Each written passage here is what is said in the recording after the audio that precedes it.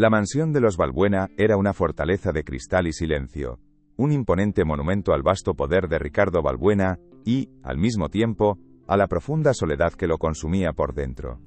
Desde el fallecimiento de su amada esposa, hacía ya un año, cada rincón de aquella opulencia desmedida, cada obra de arte y cada mueble de diseño, se había convertido en un doloroso recordatorio de su más grande fracaso personal. El único legado vivo de su amor, su hijo Mateo, era un frágil y diminuto recordatorio de su irreparable pérdida, un bebé cuya respiración superficial y entrecortada parecía tan precaria y vulnerable como la propia felicidad de Ricardo, una felicidad que se había desvanecido junto con el último aliento de su mujer. La riqueza que lo rodeaba era un mero decorado, un escenario vacío donde su verdadero drama se desarrollaba en un silencio ensordecedor. En la solemnidad de su despacho, un centro de mando tecnológico rodeado de pantallas que mostraban en tiempo real los impredecibles vaivenes de la bolsa de valores, Ricardo solo tenía ojos para un único monitor, el del vigilabebés. La imagen granulada y en blanco y negro mostraba a Mateo inmóvil en su cuna, un pequeño y desamparado punto de vulnerabilidad en medio de una habitación diseñada con la frialdad aséptica de un quirófano de lujo. De repente, un pitido agudo y persistente rasgó el silencio. Una alarma que lo hizo ponerse en pie de un salto, con el corazón martilleándole en el pecho con un pánico helado que ninguna de sus fortunas podía mitigar. Era el sonido de su impotencia, la señal de que, a pesar de todo su poder, era incapaz de proteger lo único que de verdad le importaba. La doctora Isabel Montero, pediatra de la familia y prima lejana de su difunta esposa, apareció en la pantalla del intercomunicador con su habitual gesto de controlada autoridad. Su voz, siempre serena y profesional, intentaba transmitir una calma que Ricardo era incapaz de sentir. Es solo una pequeña crisis, Ricardo. Su sistema respiratorio es delicado, como ya sabes. Lo tengo todo absolutamente bajo control. Pero él, más allá de la fachada de competencia de la doctora, veía la cruda verdad en la tensión de su mandíbula y en la fugaz incertidumbre de sus ojos. Comprendía con una claridad aterradora que la ciencia, el prestigio y los cuantiosos honorarios de la doctora no eran suficientes. Algo fundamental estaba fallando, y su hijo era quien pagaba el precio de esa insuficiencia. Sofía Ramos se movía por los interminables pasillos de la mansión como una sombra silenciosa e invisible. Con su sencillo uniforme de limpiadora, era para todos una parte más del mobiliario, una presencia funcional y anónima, sistemáticamente ignorada por el dueño de la casa y el resto del personal. Sin embargo, sus ojos, cargados de una sabiduría profunda que no se correspondía con su juventud, ni con su posición, lo veían todo. Veían el miedo latente en la postura rígida de Ricardo, la frustración contenida en el rostro de la doctora Montero, y sobre todo, escuchaban el silbido casi imperceptible en la respiración de Mateo, un sonido que para ella era tan familiar y alarmante como una sirena en la noche. El contraste entre su mundo y el de los Balbuena era un abismo insondable. Al final de cada agotadora jornada, Sofía abandonaba la estéril y fría grandeza de la mansión para regresar a su pequeño y bullicioso apartamento en un barrio obrero, un hogar modesto donde el calor humano y los lazos afectivos suplían con creces la falta de lujos materiales. Allí, las paredes no estaban adornadas con arte de vanguardia, sino cubiertas de fotografías de su hermano pequeño, a quien había cuidado con una devoción inquebrantable durante los largos y difíciles años de una enfermedad respiratoria crónica que casi se lo arrebata. Ese hogar era su refugio, el lugar donde la vida real pulsaba con fuerza. Aquel trauma de su pasado, lejos de destruirla, se había transformado en una habilidad secreta y extraordinaria. Sofía podía distinguir un centenar de matices diferentes en el llanto de un niño, podía interpretar con una precisión asombrosa el lenguaje silencioso de la dificultad para respirar. Era un conocimiento empírico, forjado en incontables noches de vigilia y miedo, un saber profundo grabado a fuego en su alma, que ninguna prestigiosa facultad de medicina podría enseñar jamás. Ella no necesitaba monitores ni diagnósticos complejos. Le bastaba con escuchar, con sentir la vibración del aire, para saber cuándo el peligro acechaba en la fragilidad de unos pequeños pulmones. La doctora Montero por su parte despreciaba profundamente ese tipo de intuición popular, considerándola poco más que superchería de gente ignorante. Para ella, una mujer de ciencia y de estatus, el conocimiento solo era válido si venía avalado por un título universitario, respaldado por estudios clínicos y publicado en una revista científica de renombre. Consideraba a Sofía una simple empleada, una pieza insignificante y fácilmente reemplazable en el complejo engranaje de la mansión, y la observaba con una condescendencia helada cada vez que la veía cerca de la habitación del niño, como si su mera presencia pudiera contaminar la pureza de su entorno médico. Ricardo, atrapado en la telaraña de su dolor y su arraigada dependencia de los expertos, confiaba ciegamente en la doctora Montero. Ella representaba todo lo que él valoraba en su mundo de negocios: el control, la lógica, los datos y el estatus. Le pagaba una auténtica fortuna, no solo por sus cuidados médicos, sino por la falsa sensación de seguridad que su presencia le proporcionaba, una seguridad que, sin embargo, se resquebrajaba y se hacía añicos con cada nueva y aterradora crisis respiratoria de Mateo. Su fe en ella era un pilar que se estaba erosionando, aunque aún no se atrevía a admitirlo. Una noche, la alarma del monitor volvió a sonar, más estridente y desesperada que nunca. El sonido atravesó la quietud de la mansión como una daga. Ricardo corrió hacia la habitación de su hijo, con el pánico atenazándole la garganta, y encontró a la doctora Montero administrando oxígeno con una eficiencia clínica que, sin embargo, no lograba calmar al bebé. La escena era aterradora. A pesar de los esfuerzos de la doctora y del silbido del oxígeno, el pequeño Mateo se estaba poniendo visiblemente azul, sus pequeños labios adquiriendo un tono violáceo que era el preludio de la tragedia. El tiempo parecía haberse detenido en aquel instante de puro terror. Desde el umbral de la puerta, Sofía observaba la escena, paralizada. Su cuerpo entero se tensó al reconocer aquellos síntomas con una familiaridad escalofriante. Sabía, con una certeza que le helaba la sangre, que no se trataba de una simple crisis. Era algo más, algo que la doctora, con toda su tecnología y sus conocimientos teóricos, no estaba viendo. Sentía una urgencia insoportable por intervenir, por gritar lo que su instinto le decía, pero el miedo a cruzar la invisible y rígida barrera social que la separaba de ellos la mantenía clavada en el sitio, una espectadora impotente de un drama que conocía demasiado bien. La impotencia de Ricardo era casi una entidad física en la habitación, densa y palpable. Contemplaba a su único hijo luchar desesperadamente por cada bocanada de aire, un rey en su propio castillo, un titán de las finanzas completamente incapaz de comprar la salud de su heredero. La inmensa fortuna que había construido con sus propias manos, el imperio que le permitía doblegar voluntades y mover mercados, no servía absolutamente de nada frente a la fragilidad sobrecogedora de aquella pequeña vida que se apagaba ante sus ojos. En ese momento, era el hombre más pobre del mundo. La doctora Montero, con el rostro crispado por una frustración que ya no podía ocultar, aumentó bruscamente el flujo de oxígeno, un acto más de desesperación que de estrategia médica. Su constitución es extremadamente débil, Ricardo. Es un caso muy complicado. Debemos prepararnos para lo peor. Sus palabras, envueltas en una falsa pátina de profesionalidad, no eran un diagnóstico, sino una sentencia, una admisión velada de su propio fracaso, hábilmente disfrazada de una inevitabilidad médica para proteger su reputación. Estaba culpando al niño de su propia incapacidad para salvarlo. Para Sofía, esas palabras frías y derrotistas fueron la chispa que finalmente encendió la llama de su coraje. El recuerdo vívido de su hermano, de su propia lucha agónica contra la impotencia mientras lo veía sufrir, barrió de su mente cualquier temor a las posibles consecuencias. No podía, no debía, quedarse de brazos cruzados mientras la historia se repetía con una crueldad insoportable. La vida de un niño inocente estaba en juego, y su miedo a ser reprendida era un precio insignificante, comparado con la posibilidad de evitar otra tragedia. Su pasado la obligaba a actuar. La situación de Mateo se estabilizó por los pelos esa noche, pero el episodio dejó una profunda cicatriz de terror en el alma de Ricardo. La doctora Montero, buscando una salida a su evidente fracaso, recomendó trasladar al niño a una exclusiva clínica especializada en Suiza, una solución tan costosa y distante que sonaba más a una rendición elegante que a una verdadera cura. Era su manera de quitarse el problema de encima, de exportar su fracaso a otro continente, lejos de la mirada acusadora del padre. Pero Ricardo no estaba dispuesto a rendirse tan fácilmente. Ricardo se negó en rotundo a separarse de su hijo.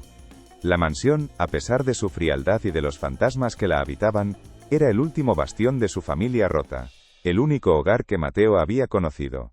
Necesitaba desesperadamente una solución real, no una huida cobarde disfrazada de tratamiento de élite. Estaba dispuesto a remover cielo y tierra para encontrarla, a gastar hasta el último céntimo de su fortuna. Lo que no sabía era que la respuesta que tanto anhelaba estaba mucho más cerca de lo que jamás habría podido imaginar, oculta a plena vista, en la figura más humilde de su entorno. Los días que siguieron fueron una tensa y frágil calma. Mateo parecía estable, pero la amenaza constante de una nueva crisis flotaba en el aire de la mansión como un veneno invisible y letal. Cada sonido que provenía de la habitación del niño, cada tos, cada suspiro, era una fuente de ansiedad insoportable para Ricardo, que vivía en un estado de alerta permanente, incapaz de encontrar un solo momento de paz. El silencio, que antes era sinónimo de soledad, se había convertido ahora en un presagio del desastre. Sofía continuaba con sus labores de limpieza, pero su atención estaba siempre fija en el pequeño. Observaba con una concentración absoluta los detalles que nadie más parecía notar: la forma sutil en que el bebé giraba la cabeza para facilitar la entrada de aire, la ligera hendidura que se formaba sobre su clavícula al inspirar, el ritmo casi imperceptible de su pecho. Eran señales inequívocas, un lenguaje corporal que ella conocía demasiado bien, un código secreto que le advertía de que la tormenta, aunque en calma, seguía gestándose en el interior de aquel frágil cuerpo. La doctora Montero, por su parte, aprovechaba esa tregua para consolidar su posición y reafirmar su autoridad. Culpaba a factores ambientales, a una supuesta y no demostrada predisposición genética, a todo excepto a su propia incapacidad para encontrar la causa real del problema.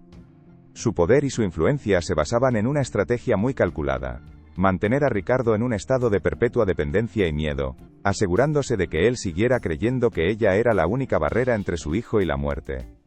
El problema central, la vulnerabilidad de Mateo, seguía sin resolverse, como una bomba de relojería en el corazón de la opulenta mansión, esperando el momento de estallar. La crisis definitiva, aquella que lo cambiaría todo, llegó en una tarde de tormenta furiosa. Un rayo restalló con la furia de un dios antiguo, provocando un apagón masivo, que sumió a la opulenta urbanización en una oscuridad primitiva. Los sistemas de seguridad de la mansión Balbuena se silenciaron, y lo más crucial, el monitor del bebé se apagó por completo. Ricardo, ajeno al desastre inminente, se encontraba atrapado en una reunión ineludible en el corazón financiero de la ciudad, mientras que la doctora Montero había aprovechado la aparente estabilidad de Mateo para asistir a una importante conferencia médica. La fortaleza tecnológica de los Balbuena se había quedado de repente ciega y sorda, completamente vulnerable. En la penumbra de la mansión, iluminada únicamente por los destellos intermitentes de los relámpagos que desgarraban el cielo, Sofía estaba terminando su turno.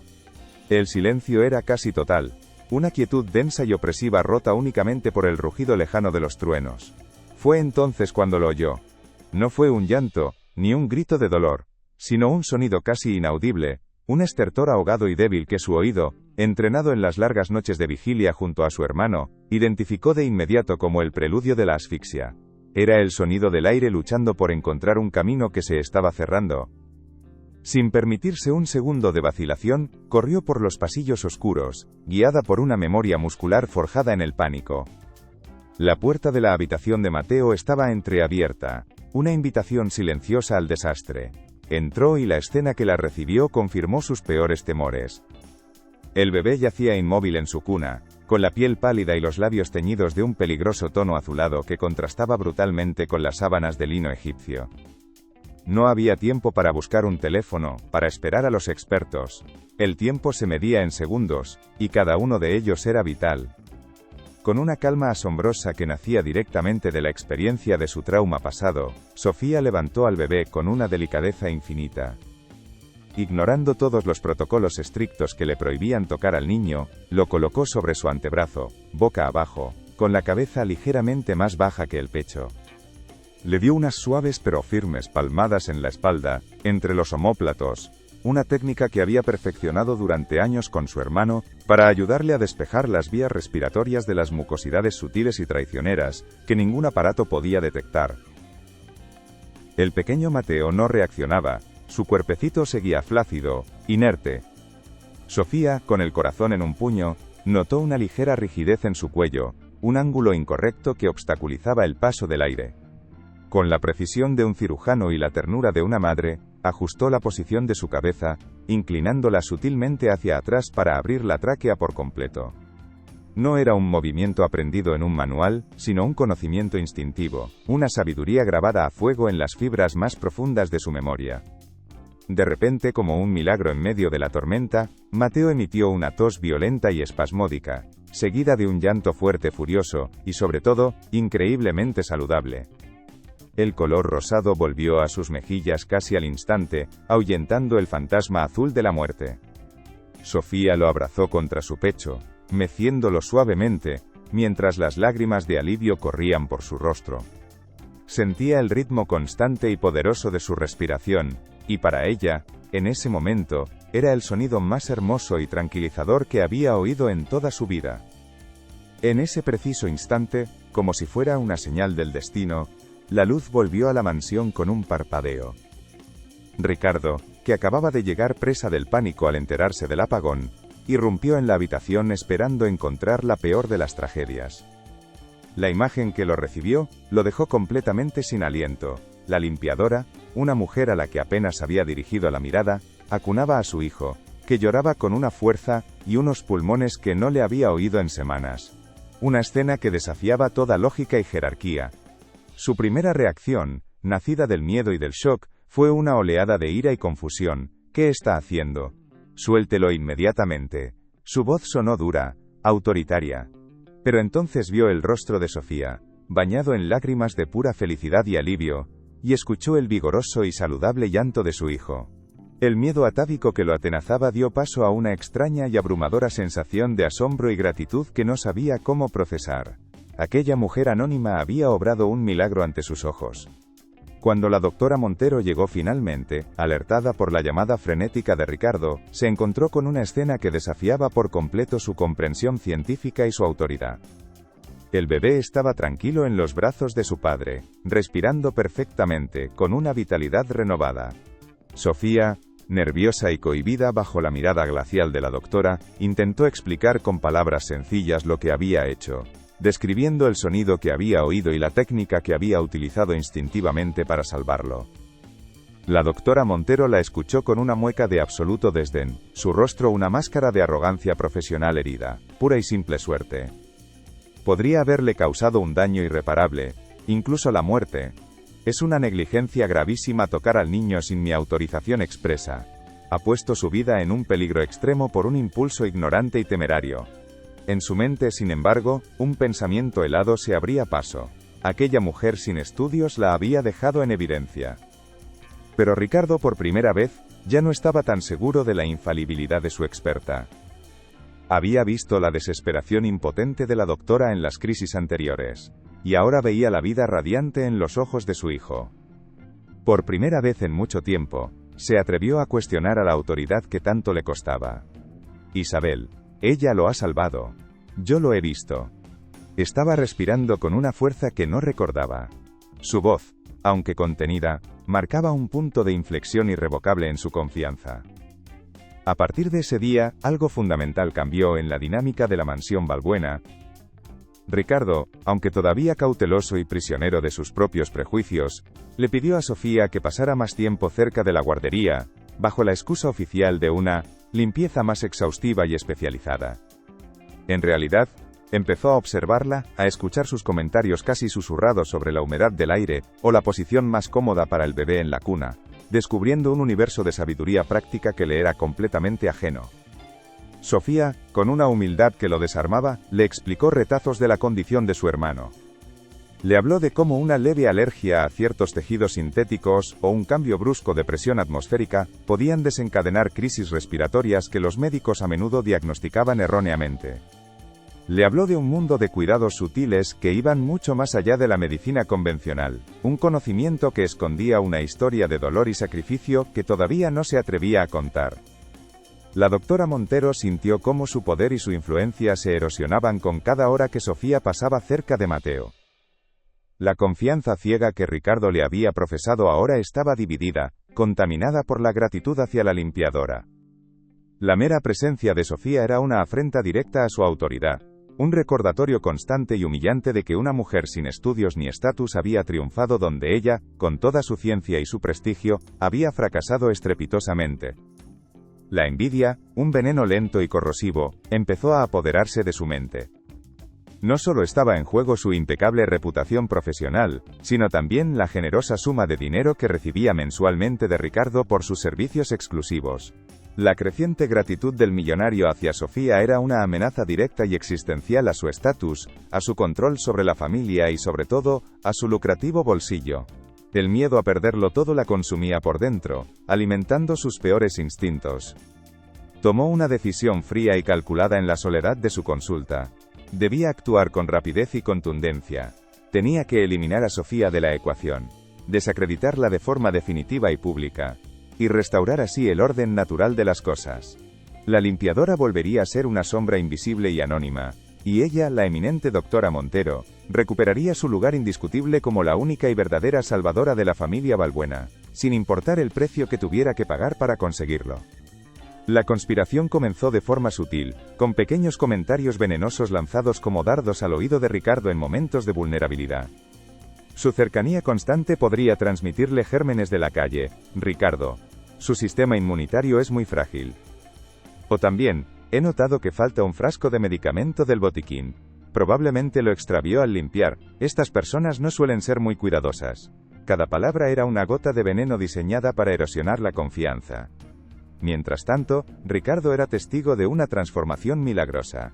Veía la conexión genuina y pura que se había formado entre Sofía y su hijo, un vínculo casi maternal, protector e intuitivo, que él mismo, con todo su amor, era incapaz de ofrecer.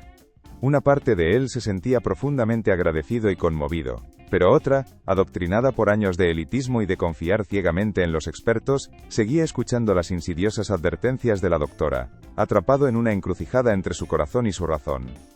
La doctora Montero, sintiendo el terreno bajo sus pies resquebrajarse, decidió que la sutileza ya no era una opción, era el momento de la artillería pesada. Su envidia, ahora transformada en un frío y metódico plan de ataque, la llevó a intensificar su campaña de sabotaje. Comenzó manipulando deliberadamente el entorno del niño para fabricar incidentes que pudiera atribuir a la supuesta incompetencia de Sofía. Su primer movimiento fue tan cruel como indetectable. Diluyó ligeramente la leche de fórmula de Mateo, lo justo para provocarle un leve pero molesto malestar gástrico que lo mantendría irritable y lloroso durante horas, minando la paz que Sofía había logrado construir.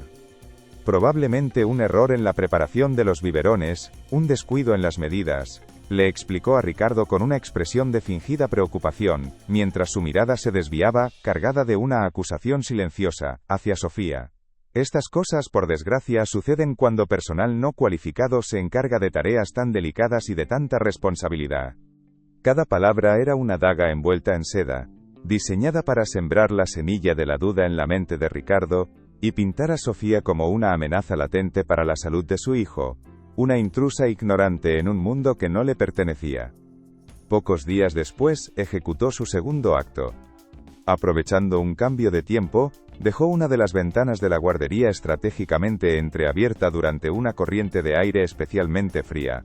Como era de esperar, el pequeño Mateo no tardó en coger un inoportuno resfriado.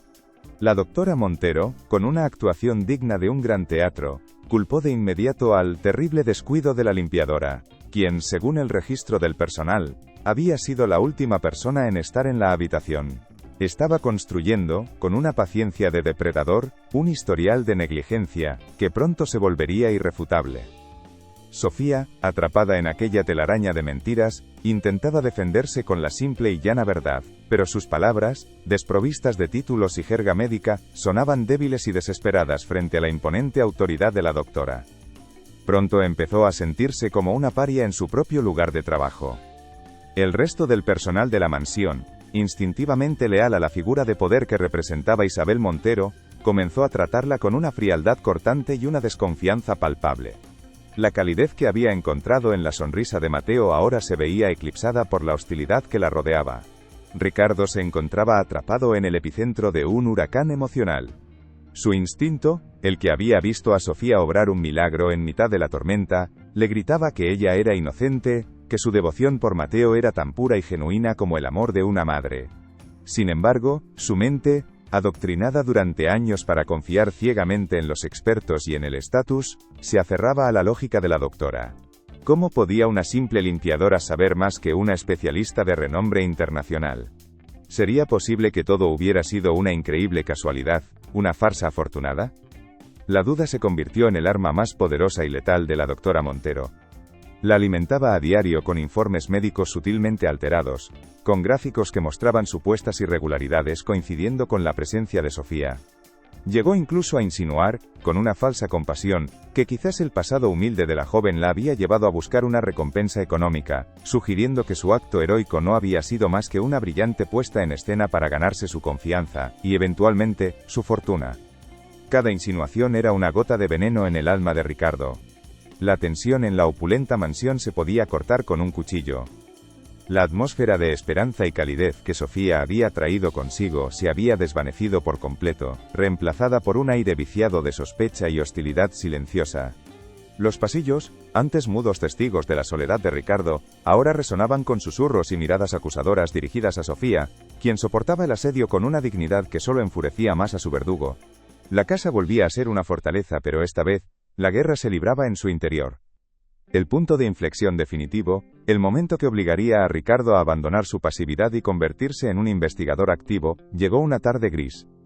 La doctora Montero lo convocó a su despacho con una urgencia dramática, mostrándole un pequeño frasco de sedantes que, según su increíble relato, acababa de encontrar en el fondo de la papelera de la habitación de Mateo. Lo sostenía con unas pinzas, como si fuera la prueba irrefutable de un crimen atroz.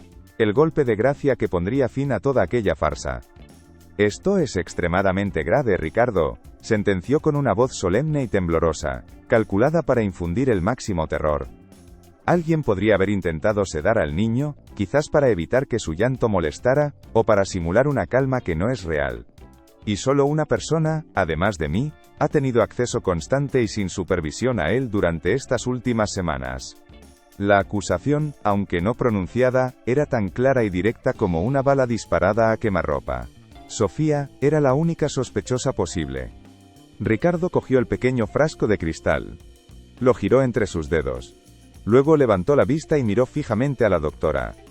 Y por primera vez desde que la conocía, en lugar de sentir el pánico habitual, una extraña y fría punzada de incredulidad, recorrió su espina dorsal. Simplemente no cuadraba. La imagen vívida de Sofía acunando a su hijo, con el rostro bañado en lágrimas de puro alivio y felicidad, chocaba frontalmente con la monstruosidad de aquella acusación. Aquella mujer no era un monstruo. Era una salvadora.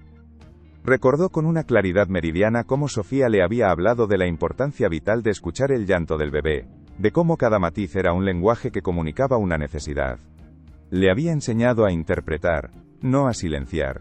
¿Por qué querría ahora acallar la voz que tanto se había esforzado en enseñarle a entender? La lógica férrea de la doctora Montero, por primera vez, le pareció desesperada, defectuosa, casi histérica. Era una jugada demasiado arriesgada, demasiado perfecta para ser verdad. Esa noche, Ricardo no pudo pegar ojo. La duda se había transformado en una misión ineludible. Ya no se trataba de a quién creer sino de cómo encontrar la verdad por sí mismo. No podía permitirse el lujo de equivocarse. La seguridad de su hijo y la justicia hacia la mujer que le había devuelto la vida, dependían enteramente de su próxima decisión. Comprendió que ya no podía seguir confiando en las palabras de nadie. Necesitaba pruebas irrefutables, la fría y objetiva mirada de la verdad. A la mañana siguiente, con el sigilo de un estratega militar, utilizó su inmensa fortuna y su red de contactos para contratar en secreto a la mejor empresa de seguridad de alta tecnología del país. Su orden fue precisa y tajante: instalar un sistema de microcámaras y micrófonos de última generación, completamente invisibles, en la habitación de Mateo y en todas las áreas circundantes. Quería verlo y oírlo absolutamente todo, sin que nadie, y especialmente la doctora Montero, supiera que cada uno de sus movimientos estaba siendo grabado. Para no levantar la más mínima sospecha, adoptó una fachada de frialdad y decepción hacia Sofía. Siguiendo el supuesto consejo de la doctora, le comunicó formalmente que estaba bajo investigación interna, y que, hasta nuevo aviso, sus funciones se limitarían estrictamente a la limpieza de las zonas comunes, con el acceso a la guardería prohibido, a menos que fuera estrictamente necesario, y siempre bajo supervisión. Cada palabra que pronunciaba le quemaba en la garganta, pero sabía que era un sacrificio necesario para la trampa que estaba tendiendo. Sofía recibió la noticia con el corazón hecho añicos. La injusticia la ahogaba, pero su dignidad innata la mantuvo en pie. Aceptó las humillantes condiciones con la cabeza alta, sin derramar una sola lágrima frente a él, esperando en silencio que la verdad, tarde o temprano, encontrara su camino para salir a la luz. Su fe en la bondad fundamental de las personas, aunque gravemente herida, todavía no estaba completamente rota. Confiaba en que el señor Balbuena, en el fondo, sabía la verdad.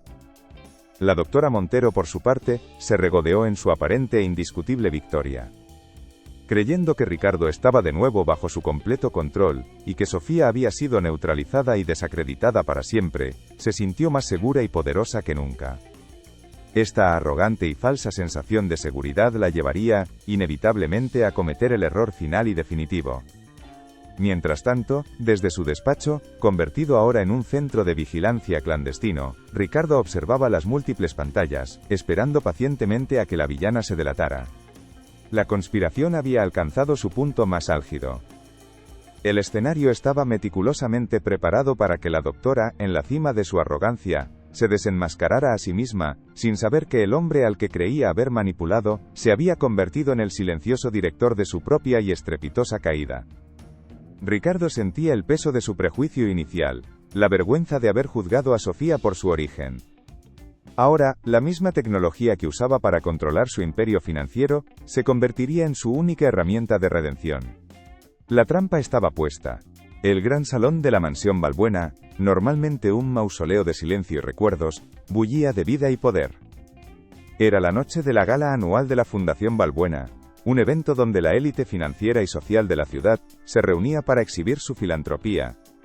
Ricardo había orquestado aquella velada no solo por caridad, sino como el escenario perfecto para un juicio público. La verdad, como el champán más caro, debía servirse fría y ante una audiencia selecta. Sofía, obligada a trabajar en el evento sirviendo canapés, se sentía más invisible y humillada que nunca. Cada murmullo de los invitados, cada mirada de soslayo del resto del personal, era una aguja clavándose en su piel. Llevaba el peso de una acusación infame en un entorno diseñado para aplastar a los que, como ella, no pertenecían a ese mundo de opulencia. Su única defensa era una dignidad silenciosa que apenas lograba mantener a flote, a punto de ahogarse. La doctora Isabel Montero hizo su entrada como una reina en su corte, envuelta en un vestido de diseñador que gritaba estatus y poder. Se movía entre los invitados con una confianza absoluta, saboreando su victoria inminente. Vio a Sofía con su uniforme, y una sonrisa de desprecio se dibujó en sus labios. En su mente, la partida estaba ganada. Solo quedaba el jaque mate final, el golpe de gracia que la consolidaría para siempre en el corazón del Imperio Balbuena.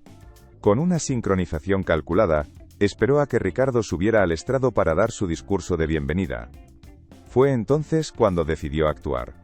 Se acercó a él con una expresión de grave preocupación, interrumpiéndolo deliberadamente frente a todos. Su voz, cargada de una falsa compasión, resonó en el micrófono. Ricardo, perdona que te interrumpa, pero hay un asunto de seguridad urgente que no puede esperar. Se trata de la integridad de Mateo y de la alarmante conducta de esta empleada. Todas las miradas se clavaron en Sofía. La doctora Montero, disfrutando del momento, continuó su ataque. Tengo pruebas concluyentes de que la señorita Ramos ha actuado con una negligencia criminal, poniendo en riesgo deliberado la vida de tu hijo. Exijo su despido inmediato, y que se tomen las medidas legales pertinentes contra ella. La acusación, lanzada con la precisión de un misil, dejó un silencio sepulcral en la sala. Un vacío que se llenó con el sonido del corazón roto de Sofía. El murmullo se convirtió en un oleaje de juicios. Sofía, de pie bajo los focos, sintió el peso de cientos de ojos condenándola sin juicio previo. Quería que la tierra se la tragase. Desaparecer de aquella pesadilla pública. Vio el rostro de Ricardo, impasible, y por un instante aterrador creyó que todo estaba perdido, que él también la había condenado. La humillación era completa, un veneno que le quemaba el alma y la dejaba sin aliento, completamente sola ante el mundo. Ricardo mantuvo la mirada de la doctora por un instante que pareció eterno. Luego, su vista se desvió hacia Sofía, observando su fragilidad y su entereza bajo el asedio. No había miedo en sus ojos, solo una profunda e inquebrantable tristeza. En ese momento, la última partícula de duda en el corazón de Ricardo se desvaneció, reemplazada por una furia fría y una determinación de acero. El momento que tanto había esperado por fin había llegado. Con una calma que heló la sangre de Isabel Montero, Ricardo tomó de nuevo el micrófono. «Tienes toda la razón, Isabel», dijo, y la doctora sonrió, triunfante. «Un asunto de esta gravedad merece ser aclarado de inmediato. Y debe hacerse aquí, ahora, frente a todos nuestros amigos y colaboradores». La sonrisa de la doctora se ensanchó, convencida de que su plan había funcionado a la perfección. No sabía que acababa de caminar directamente hacia su propia ejecución pública. Ricardo se apartó del atril y se dirigió a la enorme pantalla de proyección que dominaba la pared del fondo del salón. Con un mando a distancia en la mano, se giró hacia la audiencia. «La doctora Montero afirma tener pruebas concluyentes», anunció con voz potente, «y yo también. Y creo que todos aquí merecemos ver la verdad con nuestros propios ojos, sin filtros ni manipulaciones». El desconcierto se apoderó del rostro de Isabel, una grieta en su máscara de confianza. La pantalla gigante cobró vida. Pero en lugar de mostrar los gráficos de la fundación, apareció la imagen nítida de la pequeña cocina junto a la habitación de Mateo, grabada desde un ángulo elevado y discreto. La figura de la doctora Montero llenó la pantalla, y su propia voz, en un susurro conspirador, resonó por todo el salón. «Un pequeño susto, y todo volverá a la normalidad. Esta advenediza aprenderá a no meterse donde no la llaman». Un grito ahogado recorrió la sala. El vídeo continuó sin piedad. La audiencia observó, horrorizada, cómo la eminente pediatra sacaba un gotero de su maletín, y añadía con cuidado unas gotas de una sustancia desconocida en el biberón de Mateo. La imagen era tan clara, tan irrefutable, que no dejaba lugar a la más mínima duda. La maldad de su acto, antes oculta tras una fachada de profesionalidad, ahora se mostraba en toda su despreciable y calculada crudeza ante la élite de la ciudad. Isabel Montero se quedó petrificada, con el rostro completamente blanco, una estatua de mármol a punto de hacerse añicos. Intentó balbucear una negación, una excusa, pero su garganta se había cerrado. Su mente, antes tan afilada y calculadora, era un caos de pánico y negación. Estaba atrapada, expuesta, despojada de toda su autoridad y prestigio por la fría e imparcial lente de una cámara, que ella nunca supo que existía. Su mundo se derrumbaba en tiempo real. La secuencia final fue el golpe de gracia. La grabación mostró a la doctora deslizándose sigilosamente hasta el armario del personal, abriendo la taquilla de Sofía, y escondiendo el gotero vacío en el bolsillo de su viejo abrigo. El montaje quedaba al descubierto. La prueba que ella misma había presentado como irrefutable se convertía ahora en el arma que demostraba su propia y monstruosa culpabilidad. La trampa se había cerrado sobre ella de forma definitiva. Cuando la pantalla se apagó, un silencio denso y acusador cayó sobre el salón. Nadie se atrevía a moverse ni a respirar. Todos los ojos, antes clavados en Sofía, ahora estaban fijos en Isabel Montero, no con admiración, sino con una mezcla de repulsión y desprecio. Su humillación era absoluta, una caída desde el pedestal más alto hasta el fango más profundo. Y todo había sucedido ante la misma gente cuya aprobación había anhelado y manipulado durante años. Ricardo rompió el silencio. Su voz, ahora cargada de una emoción contenida, se dirigió a la multitud. «Esta mujer», dijo señalando a Sofía, «no solo es inocente de estas viles acusaciones, sino que es la única razón por la que mi hijo sigue vivo hoy. Su sabiduría, nacida de la experiencia y el amor, logró lo que la ciencia de la doctora Montero, envenenada por la envidia y la codicia, nunca pudo conseguir. Ella es la verdadera heroína de esta historia». Luego, se giró y caminó directamente hacia Sofía, deteniéndose frente a ella. Ante la mirada atónita de todos los presentes, el multimillonario Ricardo Balbuena inclinó ligeramente la cabeza. «Sofía, te pido perdón. Perdón por haber dudado de ti, por haber permitido que mi ceguera y mis prejuicios te causaran este dolor. Me salvaste a mí y a mi hijo, y yo te fallé. Espero que algún día puedas perdonarme». Las lágrimas, esta vez de alivio y vindicación, corrieron por las mejillas de Sofía. Con un gesto seco, Ricardo hizo una seña. «Seguridad». Dos guardias de uniforme impecable aparecieron de la nada, y se posicionaron a cada lado de una Isabel Montero catatónica. Sin una palabra, la tomaron suavemente por los brazos y comenzaron a escoltarla hacia la salida. abriendo un pasillo de vergüenza entre los invitados que se apartaban como si su contacto pudiera contaminarlos. La justicia, aunque tardía, había sido tan pública como la humillación, y su sabor era innegablemente dulce. Cuando los guardias de seguridad se llevaron a Isabel Montero, dejando tras de sí una estela de vergüenza y deshonor, el gran salón quedó sumido en un silencio denso, casi irrespirable. Los rostros del personal eran un mosaico de conmoción, culpabilidad y un profundo arrepentimiento. Cada uno de ellos, que había contribuido con una mirada fría o un susurro malicioso a la crucifixión silenciosa de Sofía, sentía ahora el peso de su propia mezquindad. Sofía, por su parte, permanecía inmóvil, como si el torrente de emociones que la inundaba la hubiera anclado al suelo. La validación era tan abrumadora como lo había sido la acusación, un maremoto de alivio que amenazaba con derribarla. Ricardo rompió aquel silencio sepulcral. Su voz ya no era la de un director general dando órdenes, sino la de un hombre que había recuperado su brújula moral. Se dirigió al personal, su mirada recorriendo cada rostro culpable. Lo que habéis presenciado esta noche es el resultado de un juicio ciego, del mío el primero. Hemos valorado los títulos por encima de la verdad, el estatus por encima de la bondad. Hemos permitido que el veneno de la envidia contamine esta casa, y todos somos responsables de no haberlo detenido a tiempo. Que esto sirva como lección inolvidable para todos nosotros. Entonces, con una solemnidad que paralizó la sala, Ricardo caminó lentamente hasta quedar frente a Sofía. La distancia entre ellos, antes un abismo social insondable, se redujo a unos pocos pasos cargados de significado. La miró a los ojos, y ella vio en ellos una vulnerabilidad que nunca había imaginado en el poderoso Ricardo Balbuena. Vio a un padre lleno de una gratitud infinita y sobre todo, de una vergüenza profunda y sincera por el dolor que le había causado. El multimillonario, el titán de las finanzas, se mostraba ante ella completamente desarmado, exponiendo su alma arrepentida. Sofía, comenzó, su voz resonando con una claridad que obligaba a todos a escuchar. Te pido perdón. Te lo pido aquí, delante de todos los que fueron testigos de tu humillación, para que sean ahora testigos de tu vindicación.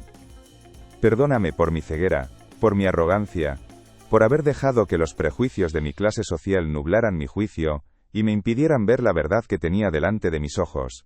Me salvaste la vida de mi hijo, y yo, en mi ignorancia, te pagué con desconfianza. No hay excusa para mi comportamiento, y solo espero que algún día puedas perdonarme. Las lágrimas, contenidas durante semanas de injusticia, finalmente brotaron de los ojos de Sofía. No eran lágrimas de tristeza, sino de liberación. Un torrente purificador que se llevaba consigo el peso de la calumnia y el dolor del aislamiento. Incapaz de articular palabra, simplemente asintió, un gesto pequeño pero cargado de una inmensa generosidad.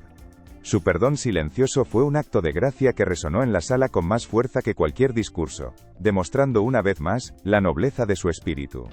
Aceptaba su disculpa, cerrando el ciclo del dolor para siempre. Ricardo se giró de nuevo hacia el personal. A partir de este momento, las reglas de esta casa han cambiado. La lealtad no se medirá por la obediencia, sino por la integridad. Acto seguido, con una voz implacable, despidió a los 2 empleados que habían sido los más activos en la campaña de acoso contra Sofía, dejando claro que la crueldad y la complicidad con la mentira ya no tendrían cabida bajo su techo. Estaba estableciendo un nuevo orden moral, uno en el que el valor humano prevalecía sobre cualquier otra consideración. Luego, volviéndose hacia una Sofía aún sobrecogida, anunció su siguiente decisión. Tu puesto aquí ya no existe, Sofía, porque lo que has hecho trasciende cualquier descripción de trabajo. Por eso, he creado uno nuevo para ti. A partir de hoy, serás la directora de bienestar y guardiana de Mateo Balbuena. Tendrás autoridad absoluta sobre todos los aspectos de su cuidado, su salud y su felicidad. Ningún médico, ningún experto, tomará una decisión sobre él sin tu aprobación explícita. Tu instinto es ahora la ley en lo que respecta a mi hijo. La recompensa, sin embargo, no se detuvo en un simple título, y no serás una empleada, continuó Ricardo, su voz suavizándose. Eres familia. El ala este de esta mansión, que ha estado vacía desde que mi esposa falleció, será tu hogar. No como una invitada, sino como un pilar fundamental de esta familia que tú has reconstruido. Quiero que Mateo crezca bajo tu guía, que aprenda de tu bondad y de tu fuerza. Eres el ancla que este hogar necesitaba desesperadamente para no naufragar en la tristeza y la soledad. Y para cimentar su legado más allá de los muros de la mansión, Ricardo hizo una última promesa. Además, crearé la Fundación Ramos Balbuena, dedicada a ayudar a familias sin recursos, con niños que padecen enfermedades respiratorias complejas.